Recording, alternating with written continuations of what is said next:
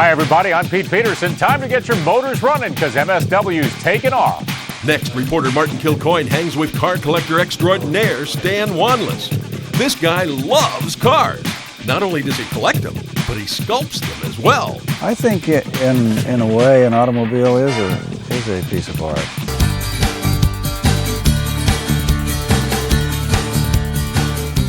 Welcome back, everybody. Well, an undying passion of vintage vehicles is why car collectors do their thing. A deep appreciation for the design and unique features of those machines are addictive. MSW's Martin Kilcoyne has found a car collector who loves his machines so much he turns them into a different form of art. Take a quick look around Stanley Wanlass' Salt Lake City home, and you can tell he has some very unique tastes. He is first and foremost an artist, but also someone who is crazy about cars. Just look at the 1927 Bugatti, parked in the living room. And we thought we could use it for decoration, and we do. At Christmas time, we fill it full of toys and an elf to drive it, and instead of having them under the Christmas tree, we have our toys in the car. I think in a way an automobile is a piece of art, is a piece of sculpture. And sculpting is what Stanley does for a living. In the mid-1970s, he was teaching art in college when he decided to take the leap and become a full-time artist.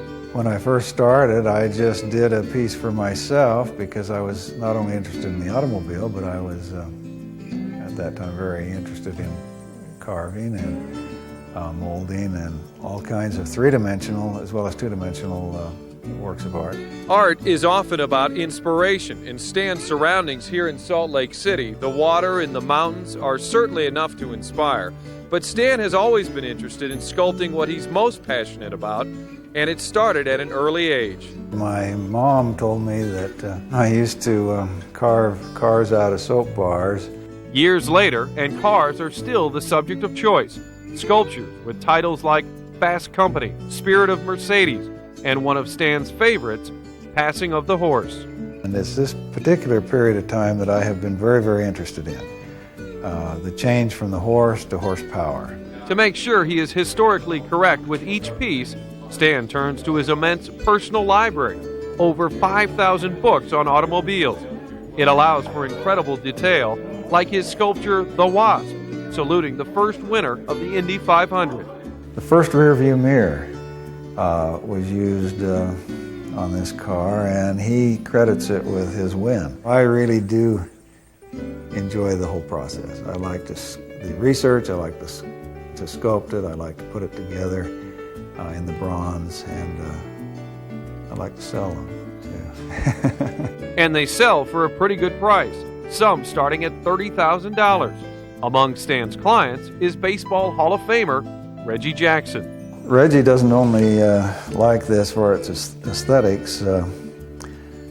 He picks it up once a day and runs up and down his steps in his home for exercise, as he told me. However, his arms are as big as my legs, and he's able to lift it. Just like Reggie, Stan is also a collector of cars, and his autos are also works of art. There's the 1927 Alfa Romeo, the 1932 Auburn Boattail Speedster, and a separate garage full of a few more Buttes, a 1978 Morgan, a 1922 Wills St. Clair Rumble Seat Roadster. There's the 1985 Porsche 928, and a Rolls-Royce van from 1936, once owned by designer Christian Dior. Stan justifies his purchases to his wife, well, all in the name of research. When it got to the automobiles, well, dear, I can't sculpt this automobile unless I actually have the real thing, so I can make some measurements and drive it and see how it performed. And that worked for about a year or so, and then she got onto that. Stan also has a pair of 1932 Fords, one that he races on the salt flats, and another he just likes to tool around in.